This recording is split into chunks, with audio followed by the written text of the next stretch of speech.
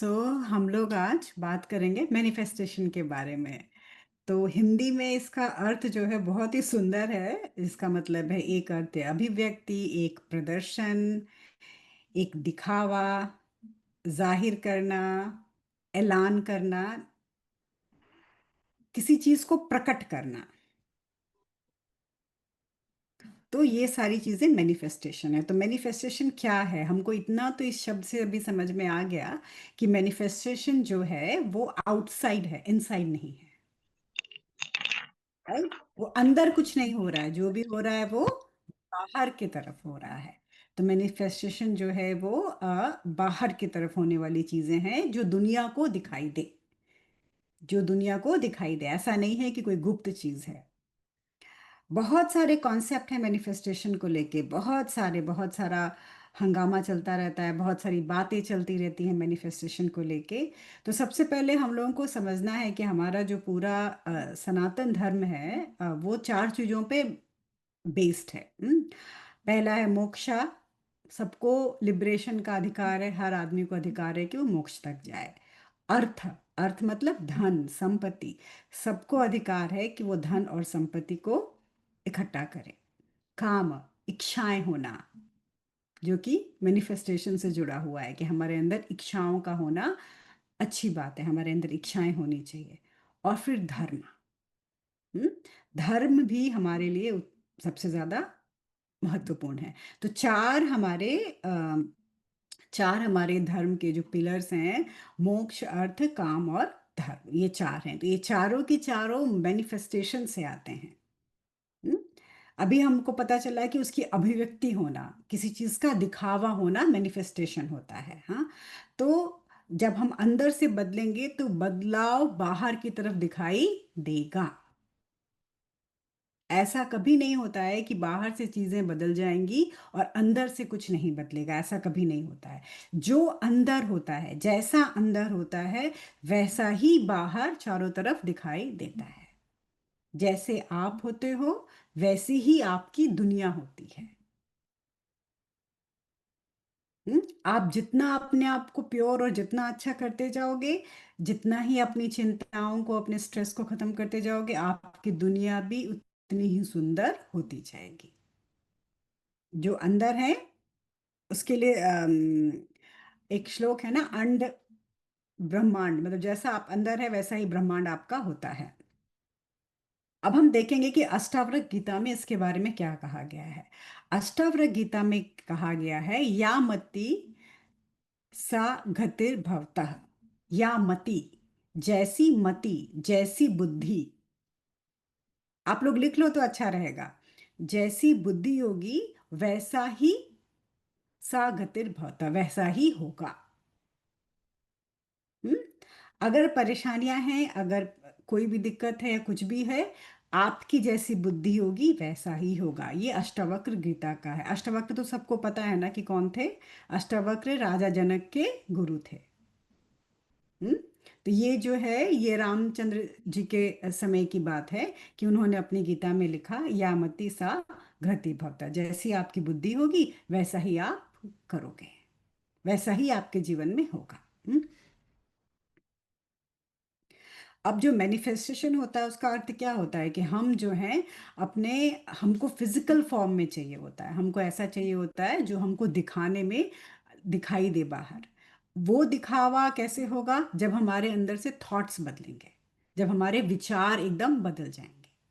जैसे हमारे विचार बदलेंगे, जैसा हमारा विचार होगा वैसे ही बाहर हमको दिखाई देने वाला है। बहुत सारे लोग बहुत अलग अलग तरह का आजकल मैनिफेस्टेशन करते हैं। मुझे हंसी आती है, मैं कितने सारे वीडियोस देखती हूँ तो उनमें हंसी आती है देखते। बोलते हैं टाइम चुन लो, डेट चुन लो, कलर चुन लो, इतना ही चाहिए। अगर यूनिवर्स तुमको पूरा आइसक्रीम की फैक्ट्री देने के लिए तैयार है और तुम बस एक आइसक्रीम के लिए मर रहे हो, अपनी जान दे रहे हो कि मुझे इतने बजे, शाम को 5 बजे एक ग्रीन कलर की आइसक्रीम चाहिए, और यूनिवर्स इतना बड़ा है, ब्रह्मांड इतना बड़ा है, ब्रह्मांड शायद तुमको सब कुछ देने को तैयार है, पर हम गलत तरीके से मैनिफेस्टेशन करके अपनी बाउंड्रीज को क्लोज कर देते हैं। हमें नहीं पता, ब्रह्मांड बहुत बड़ा है, हमें क्या क्या मिल सकता है इस ब्रह्मांड से। पर हम अपनी बुद्धि को लगा के, अपने ईगो को लगा के अपने रास्ते सारे के सारे बंद कर देते हैं। इसी को कहते हैं महामाया का माया।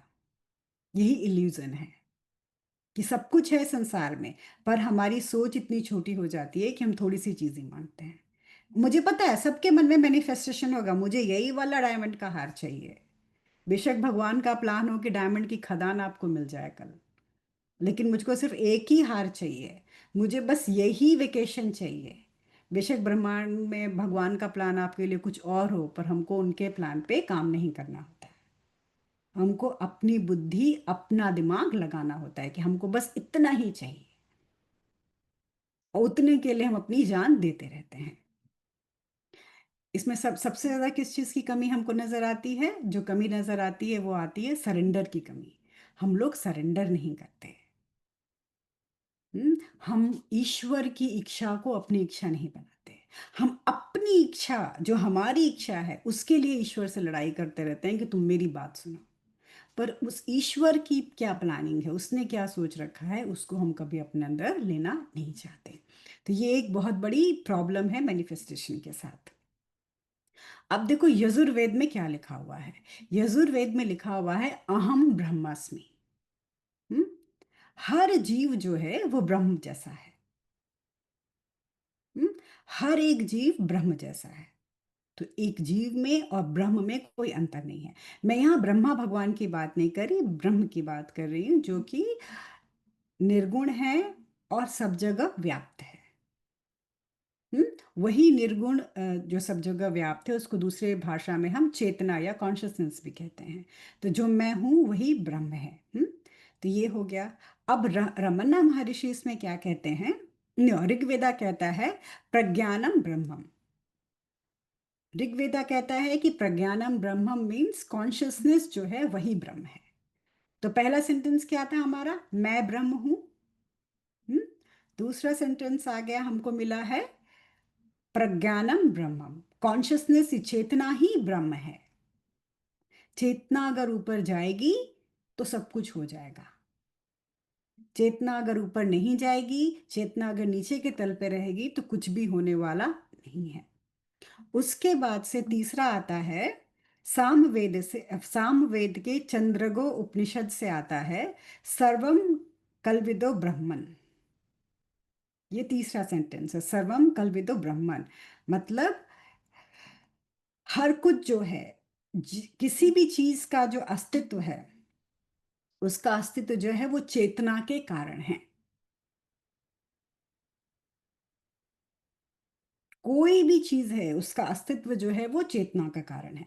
तो हमको क्या क्या सेंटेंस मिला? पहला मिला था अहम ब्रह्मास्मि, मैं ही ब्रह्म हूं। फिर हमको ये समझ में आया कि ब्रह्म ही चेतना है। उसके बाद से तीसरा सेंटेंस हमको ये मिला कि चेतना जो है उसी में सारी वस्तुओं की अभिव्यक्ति होती है। Everything exist in the consciousness. ठीक है, ये तीन लाइंस हमको मिली हैं अभी। उसके बाद से तो हमको ये समझ में आ गया कि मैं कौन हूँ, मैं ब्रह्म हूँ। और जो वस्तुएं हैं जो हमारे पास हैं, जो जो चीज़ें हैं हमारे पास है जिसके लिए हम मैनिफेस्ट करते हैं, वो सब क्या हो गई यहाँ पे? वो सारी की सारी ब्रह्म हो गई, ब्रह्म से जुड़ गई, ब्रह्म हो गई। अब उसके बाद से रमना महर्षि का एक बहुत सुंदर लाइन है यहाँ पे। ब्रह्मा रमना महर्षि कहते हैं the self exist without the mind, never the mind without the self. इसको ध्यान से समझेंगे इस लाइन को हम लोग, ठीक है? रमना महर्षि क्या कहते हैं कि सेल्फ, सेल्फ मतलब मैं, जो मेरे अंदर है, मेरा इनर सेल्फ। मेरा इनर जो सेल्फ है वो बिना माइंड के रह सकता है, बिना मन के वो रह सकता है। जहाँ इनर सेल्फ होता है, जहाँ सेल्फ होता है, वहाँ माइंड की ज़रूरत नहीं होती। जो भी सेल्फ रियलाइज्ड लोग होते हैं वो माइंड पे काम नहीं करते, अपनी दिमाग पे, अपने मन पे काम नहीं करते, मन की कुछ नहीं सुनते वो। तो the self exist without the mind, never the mind without the self. लेकिन जो माइंड है, जो मन है हमारा, उसके उसके होने के लिए सेल्फ का होना जरूरी है। अगर हम हैं, हमारी हम हैं, तभी हमारा माइंड, हमारा दिल, हमारा मन जो है भागता रहता है चीजों के पीछे, वो है। हम्म? पर अगर ये मन नहीं रहेगा, ये माइंड, ये दिल नहीं रहेगा, उसके बाद भी हम रहेंगे यहाँ पे। तो सेल्फ ज्यादा इंपॉर्टेंट है। सेल्फ जो है ज्यादा इंपॉर्टेंट है। मेरा होना ज्यादा इंपॉर्टेंट है। मेरे माइंड का होना, मेरे दिमाग का होना, मेरे दिल का होना इंपॉर्टेंट नहीं है। मेरा दिमाग नहीं भी रहेगा, मेरे अंदर विचार नहीं भी होंगे, थॉट्स नहीं भी होंगे, तब भी मैं आराम से इस संसार में जी सकते हैं। हम्म। अब समझ में आया ना कि हमारा जो मन है, माइंड है, जहां से सारे थॉट्स और इमोशंस निकलते हैं, वो कितनी छोटी सी चीज है। हमारे पूरे अस्तित्व को अगर हम देखेंगे, हम अपने आप को देखेंगे, तो एक छोटी सी चीज है। वो छोटी सी चीज हमको पागल बना के रखती है। माइंड में थॉट्स आते हैं, हमको बुरा लगता है, हमको किसी ने कुछ कह दिया, हमको लगता है पूरी दुनिया हमारी दुश्मन बन गई, हमको लगता है कि किसी और के पास ये है, किसी और के पास वो है, हमारे पास नहीं है, हमारे पास नहीं है। हाँ, तो हम क्या होता है, हम चीज़ों के पीछे भागते रहते हैं। तो माइंड क्या है? माइंड जो है वो बहुत ही छोटी सी चीज़ है। मेरा होना, मेरे सेल्फ का होना बहुत बड़ा है। और सेल्फ मैं कौन हूं यहाँ पे? मैं यहाँ पे ब्रह्म हूँ। मैं अनंत हूँ यहाँ पे, मैं बहुत ज्यादा बड़ा हूँ। तो अगर हम छोटी छोटी चीजों पे अपना दिमाग लगा के मैनिफेस्ट करते हैं, तो हम क्या कर रहे हैं? क्या हम अपनी कैपेसिटी का 1% भी यूज कर रहे हैं? नहीं कर रहे, राइट? अब लोग मेरे पास आते हैं और कहते हैं कि हम मैनिफेस्ट कर रहे हैं, कुछ हो नहीं रहा है। हम बहुत पूजा कर रहे हैं, हम जाप कर रहे हैं, हम सोच रहे हैं, हम घंटों, मेरे पास ऐसे लोग भी आते हैं जो इतना मैनिफेस्टेशन करते हैं कि उनको पतले होना है, उसके लिए वो रोज 1 घंटा बैठ के विजुलाइज करते हैं कि वो पतले हो जाएं, और 2 साल से कभी पतले नहीं हुए, कुछ नहीं हुआ, कोई चेंज नहीं हुआ उनके जीवन में। कोई भी मैनिफेस्टेशन कैसे काम करेगा जब तक वो कर्म में ना बदले, जब तक हम उसके लिए काम ना करें, तब तक वो मैनिफेस्टेशन नहीं होने वाला है। तो पहले तो हमको ये सुन लेना है कि बस आंख बंद करके डिल्यूजन या इल्यूजन में बैठ के ख्वाब देखते रहने से, ख्वाब देखते रहने से ऐसा होगा वैसा होगा, कुछ नहीं होने वाला इस संसार में। संसार में तभी कुछ होता है जब आप कर्म करते हैं। अब कर्म दो तरह का हो गया। एक कर्म ऐसा हो गया जो बाहर से दिखाई दे रहा है कि हमने कर्म किया। दूसरा कर्म ऐसा हो गया कि हमारे अंदर ही अंदर चल रहा है, जिसमें हम एकदम बदल गए। हम जो पहले थे वो अब नहीं रहे। हम्म। हम अगर अंदर से अपना कर्म करके अपने आप को अंदर से पवित्र कर ले, बदल ले, सब कुछ बदल जाएगा, सब कुछ हो जाएगा। लेकिन अगर हम बैठ के अपने आप को ना बदलें और बाहर से सोचें कि चीजें बदल जाएंगी, तो हो सकता है 5-10% कुछ हो जाए आपकी मर्जी का, पर कभी भी 100% कुछ भी नहीं होने वाला। ठीक है, तो ये बात भी हमको मैनिफेस्टेशन के अंदर, ये बात भी ध्यान से समझनी है कि मैनिफेस्टेशन में कभी भी ऐसा नहीं होगा कि आप जो बैठ के आंख बंद करके सोचते रहो वो अचानक हो जाएगा, नहीं। उसके लिए आपको उठ के काम करना पड़ेगा। वो काम या तो बाहर की तरफ होगा, या वो काम अंदर की तरफ होगा। अंदर प्योरिटी होगी, अंदर अंदर से अपने ईगो को खत्म करना होगा, अपने आप को अंदर से बदलना होगा। तो दो दो चीजें हमको समझ में आई। अब देखो दूसरा, यहाँ पे एक और बहुत सुंदर उदाहरण है। अगर तुम्हारे अंदर, हम लोगों के अंदर होता ही है, हाँ, बहुत ज़्यादा पेन होता है, बहुत स्ट्रेस होती है, बहुत चिंता होती है, क्रोध होता है, हाँ, लोगों से ईगो होता है, ये सारी चीज़ें हमारे अंदर होती हैं। बहुत सारी नेगेटिविटी होती है, सबके अंदर होती है। इस बात को हमको बिना ईगो को सामने लाए मान भी लेना चाहिए कि हाँ, हर आदमी जानता है कि उसके अंदर क्या क्या बुराइयां हैं। हम्म। लेकिन क्या होता है कि इन बुराइयों के साथ जब आप मैनिफेस्ट करते हो कुछ, हम्म, जब आपने कुछ चाहा अपने जीवन में कि ऐसा हो जाए, आपकी कोर एनर्जी क्या है यहाँ पे? आपकी कोर एनर्जी नेगेटिविटी है पूरी की पूरी। आपके अंदर गुस्सा है, क्रोध है, स्ट्रेस है, प्रॉब्लम्स हैं, इतनी सारी चीज़ें। जब आप मैनिफेस्ट करोगे भी, माना अगर आपने मैनिफेस्ट कर ही लिया कि मुझे एक आम का पूरा की पूरा बगीचा मिल जाए, मेरा ये मैनिफेस्टेशन था। मेरे अंदर बहुत ज़्यादा कड़वाहट है, ईर्ष्या है, दुख है, तकलीफ है। मेरा वो बाग कैसा होगा, उसके सारे आम खराब होंगे।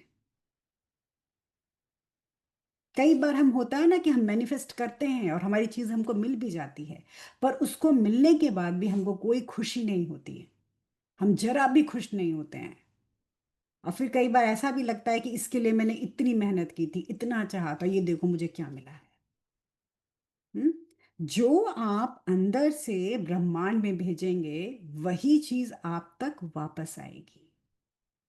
अगर आप पवित्रता, अच्छाई, अच्छे गुण भेज रहे हैं, तो वही आप तक वापस भी आएगा। अगर आप चालाकी, स्वार्थ और अलग तरह की चीजें भेज रहे हैं, तो वैसी ही चीजें आपके पास आएंगी। इसीलिए मुझे याद है जब मैंने इस क्लासेस शुरू की तो हम लोगों का डिस्कशन हुआ था। सब मुझे बोल रहे थे कि हम रोड स्मार्ट बनने के लिए, जो लोग थोड़े बहुत स्मार्ट होते हैं उनको जीवन में बहुत फायदा हुआ होता है। तो मैंने तभी कहा था कि क्या, किसको उल्लू बना रहे हो? खुद को उल्लू बना रहे हो कि ईश्वर को उल्लू बना रहे हो? किसको उल्लू बना रहे हो? सिर्फ तुम्हारी अच्छाई बाहर से लौट के तुम्हारे पास आने वाली है, दूसरा कुछ भी नहीं आएगा। ठीक है? तो हम जैसा बनाएंगे, अगर हमारे अंदर बहुत सारे मसाले चल रहे हैं हमारे अंदर, हम जो मैनिफेस्ट करेंगे वो चाट होगी, मसालेदार चाट होगी वो। ठीक है? तो जो हम चाहेंगे वैसा ही हमको सामने से लौट के मिलने वाला है, कुछ भी अलग नहीं मिलने वाला। अब दूसरा तरीका होता है, अगर हम बहुत ज़्यादा खुश हैं, बहुत ही फुलफिल्ड हैं, राइट, बहुत खुश हैं, फुलफिल्ड, फुलफिलमेंट मतलब क्या होता है? अंदर से संतुष्टि होना। संतुष्टि का धन और वेल्थ से कोई रिलेशन नहीं होता। हम्म? हमारे साधु संत कहीं पहाड़ों पे, जंगलों पे बैठे रहते हैं और कितने संतुष्ट होते हैं अंदर से, उनको कुछ भी चाहिए नहीं होता है। हम्म? और फॉर एग्जाम्पल अंबानी को देख लो, बिजनेस पे बिजनेस, बिजनेस से पैसा बढ़ाते जा रहे हैं, जितना पैसा उतना ही उनको कम लगता है। तो वेल्थ का, धन का, सेटिस्फैक्शन से, फुलफिलमेंट से कोई रिश्ता नहीं होता। हम्म? इंसान सूखी रोटी खा के भी बहुत खुश हो सकता है, और आप रोज 10 व्यंजन खा के भी रो रहे होते हो, दुखी होते हो। ठीक है? तो सबसे पहले हम लोग को क्या करना होता है? अपने आप को अंदर से संतुष्ट और फुलफिल बनाना होता है। मेरे ख्याल से ये कहानी सुनी होगी तुम लोगों ने, एक वो जब अलेक्जेंडर आया था इंडिया, इंडिया में सिकंदर आया था जब, उस वक्त वो आया तो उसने जब हार वार गया, जब वापस जाने लगा इंडिया से, तो उसने देखा कि एक कोई तो साधु घूम रहा था, वो भी नग्न। पहले तो साधु लोग बिना वस्त्रों के घूमते थे, अभी भी घूमते हैं, तो आराम से घूम रहा था। तो उसने पकड़ के लाया, उसने बोला कि तू पहले कपड़ा नहीं पहनाया, तेरे पास खाने को नहीं है, और मैं राजा हूँ, मैं इतना बड़ा राजा हूँ, मैं वापस जा रहा हूँ, मुझ मेरे सामने झुक, मुझे प्रणाम कर। तो उसने बोला तुम कौन हो? मैं तुमको नहीं जानता ना, तुम्हारे सामने मैं झुकूंगा। तो फिर सिकंदर ने उसको बहुत सारे पैसे रुपए देने की कोशिश की, उसको देने का कोशिश किया कि ये लो, मैं राजा हूँ, मैं तुमको बहुत कुछ दे सकता हूँ, तुम मेरे सामने झुको। उसने बोला नहीं, ये तुम्हारे हीरे जवाहरात, तुम्हारे पैसे जो हैं, ये पत्थर जैसे हैं मेरे लिए, मैं तब भी तुम्हारे सामने नहीं झुकूंगा। सिकंदर ने बहुत कोशिश की उसको झुकाने की, पर वो नहीं झुका, वो साधु नहीं झुके और वो अपना चले गए। बाद में सिकंदर को ये बात समझ में आया कि जिस धन संपत्ति के लिए इतने लोगों को मार रहा था वो, किसी के लिए वो पत्थर से ज्यादा कुछ भी नहीं है। हम्म? जिसके लिए वो पत्थर से ज्यादा कुछ भी नहीं है, वो अंदर से कितना संतुष्ट है, कितना फुलफिल्ड है। तो कभी भी पैसे से फुलफिलमेंट का रिलेशन नहीं होता है, अंदर से संतुष्टि आती है। और ये जो संतुष्टि होती है फुलफिलमेंट की, ये बिना भगवान की दया के नहीं आती है। नहीं तो कहीं ना कोई लालच हमारे अंदर चल ही रहा था 24 घंटा, कि हमको ये करना है, हमको वो करना है। तो अगर हम फुलफिल्ड हो गए, अगर हम संतुष्ट हो गए, उस भाव से अगर हमने मैनिफेस्ट किया, तो क्या हुआ? जो भी चीज मैनिफेस्ट होके हमारे पास आएगी वो हमको संतुष्ट कर देगी, हमको खुश कर देगी। अगर हम में कमी है, हम मैनिफेस्ट कर रहे हैं, तो कमियां ही वापस आने वाली है हमारे पास, कुछ भी अच्छा वापस नहीं आने वाला। इसीलिए हमेशा इनर क्लीनिंग की बात होती है, सेल्फ रियलाइजेशन की बात होती है कि आप अंदर की चीजों को साफ रखो, बाहर सब कुछ अपने आप अच्छा हो जाएगा। अब देखो भगवत गीता इस पे क्या कहता है। भगवत गीता के चैप्टर 7 में 20 से 23 श्लोका के बीच में कहते हैं, those discipline by faith who seek the favour of the deity, ध्यान से सुनना है इसको, receive from it their desire because those desire are decreed by me, but temporary is the fruit for those with small understanding। इसमें कृष्ण ये कहते हैं, जो लोग बहुत ज्यादा पूजा करते हैं, जो बहुत विश्वास करते हैं, जो बहुत भक्ति करते हैं, और हमेशा ईश्वर से कुछ ना कुछ मांगते रहते हैं, जैसे हम सब लोग हैं ना, भिखारियों की तरह कटोरा लेके खड़े रहते हैं, अभी ये दे दो, अभी वो दे दो, ऐसा कर दो, वैसा कर दो।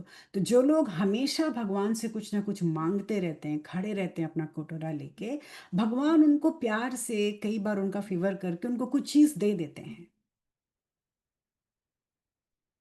मतलब ईश्वर है ना, बार बार आप रोगे तो कुछ ना कुछ आपको दे ही देंगे, आपको दे देते हैं, कुछ कुछ चीजें आपको दे देते हैं। बट जो भी फल होता है वो टेम्परोरी होता है, क्योंकि मांगने वाले की जो अंडरस्टैंडिंग है, जो बुद्धि है, वो बहुत छोटी होती है।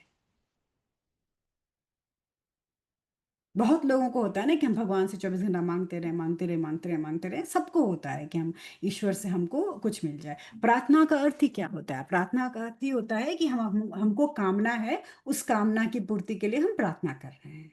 हम्म? अगर कोई कामना नहीं तो प्रार्थना भी करने की क्या जरूरत है? कोई जरूरत नहीं होती, पर हम सबको कामनाएं होती हैं, संसार में है, गृहस्थ में है। तो अगर आप बहुत ज्यादा ईश्वर से मांग रहे हो, तो कृष्ण कहते हैं गीता में कि ठीक है, मैं उनमें से कुछ चीजें तुमको दे दूंगा, पर जो भी तुमको दूंगा वो टेम्पररी होगी, तो क्योंकि तुम्हारी बुद्धि जो है वो बहुत छोटी है। छोटी बुद्धि से जितनी चीजें मांगेंगे वो आ जाएगी और वो कल चली जाएगी, वो परमानेंट स्टेबल नहीं होगी। चीजों को लंबे समय तक हमारे पास रहना चाहिए, चीजों को स्टेबल होना चाहिए। अगर चीजें स्टेबल नहीं है तो आज हमको मिलेंगी और कल वापस हमसे चली जाएंगी, वो टेम्पररी होंगी। तो यहाँ पे कृष्ण ने भी इसी बात को समझाया है।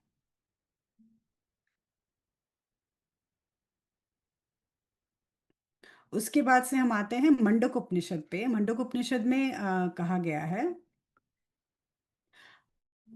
काम्यान या काम्याते मन्यामनः सा काम्याभिद्यते तत्र तत्र। The person who desire for objects of pleasure by contemplating on their properties gets born along with those desire among those objects of pleasure। इसका अर्थ भी बहुत सुंदर है। जो भी जो भी हमेशा डिजायर करता रहता है ऑब्जेक्ट्स की, ऑब्जेक्ट मतलब क्या हो गया? वस्तुओं की डिजायर, जिसके अंदर बहुत ज्यादा होती है, बहुत सारी इच्छा होती हैं, हमेशा उन वस्तुओं के गुणों के बारे में सोचता रहता है कि अगर ये हीरा है तो इतना चमकीला है, इतना सुंदर है, इसमें इतने सारे रंग हैं, या अगर ये घर है तो इस घर की क्या क्वालिटीज है, अगर कोई वेकेशन पे जाना है तो उस वेकेशन में क्या क्या क्या है। अगर कोई इंसान बार बार वस्तुओं से जुड़े प्लेजर के बारे में, आनंद के बारे में कॉन्टम्पलेशन करता रहता है, सोचता रहता है, यानी कि बहुत ज़्यादा मटेरियलिस्टिक वर्ल्ड में रहता है, मतलब उसको बहुत सारी चीज़ें चाहिए होती हैं, उसका जन्म बार बार होता है उन्हीं इच्छाओं की पूर्ति करने के लिए और उन्हीं का आनंद उठाने के लिए। ठीक है। बहुत ज्यादा चीजों पे कॉन्टेम्पलेट करना, बहुत ज्यादा चीजों के बारे में, मटेरियलिस्टिक चीजों के बारे में 24 घंटे सोचते रहने से हमारा बार बार जन्म होता रहेगा, और हम बार बार उन वस्तुओं की इच्छा करते रहेंगे, करते रहेंगे, करते रहेंगे। इसीलिए क्या कहा जाता है कि इच्छाएं भी बहुत सोच समझ के करनी चाहिए, कितनी जरूरी है, कितनी जरूरी नहीं है। जरूरी नहीं कि हमको सब कुछ चाहिए इस संसार में। ठीक है, जरूरी नहीं कि हमको सब कुछ चाहिए इन संसार में। और अगर कोई इच्छा है तो उसको पूरा कर लेना चाहिए। अगर इच्छा पूरी नहीं हुई तो आपका बार बार बार बार जन्म होता रहेगा उस वस्तु की का आनंद लेने के लिए, राइट? उस वस्तु का आनंद लेने, अगर किसी की पूरा सेंस जो है वो खाने पे अटक गया है तो बार बार जन्म लेगा वो खाने के लिए। किसी का अगर धन पे अटक गया है तो बार बार वो जन्म लेगा धन कमाने के लिए। तो आप अपनी दुर्गति ऐसे करते रहेंगे कि बार बार आप इच्छाएं करेंगे और बार बार उन इच्छाओं के चक्कर में आप गोल गोल घूमते रहेंगे। तो ये था मुंडक उपनिषद से। सो वेदांत अब इसमें क्या कहता है? वेदांत इसमें कहता है कि हम हमारी चेतना बहुत बड़ी होनी चाहिए और हमारी जो थिंकिंग है, हमारा जो सोचने का तरीका है, वो चैतन्य होना चाहिए। हमें बहुत ही नीचे स्तर से कभी कुछ भी नहीं सोचना चाहिए, हमेशा ऊपर के तरफ से सोचना चाहिए, बड़ा सोचना चाहिए, ब्रह्म को अपने अंदर समझ के सोचना चाहिए, अपने सारे अच्छे गुणों को याद करके तब सोचना चाहिए, तब हमको किसी भी चीज़ की डिज़ायर करनी चाहिए। अब यहाँ पे लॉ ऑफ अट्रैक्शन भी काम आता है। मुझसे किसी ने मेरे इंग्लिश सेशन में पूछा था, लॉ ऑफ अट्रैक्शन इसमें कैसे काम करेगा? सेम वे, जैसे आप होगे वैसी चीज़ों को अट्रैक्ट करोगे अपने तरफ। अब अगर एंगर है, जेलसी है, बैड चीज़ें हैं आपके अंदर, तो सारी बैड चीज़ें ही आपके पास आने वाली हैं। अगर आप अंदर से प्योर हो, सच बोलते हो, कम इच्छाओं को रखते हो, ईश्वर में ध्यान करते हो, तो वैसा ही आपके चारों तरफ होने वाला है। जैसे आप होगे वैसी ही आपकी दुनिया होगी, वैसा ही आप मैनिफेस्ट करोगे। तो आई थिंक आज के लिए इतना काफ़ी है। हाँ,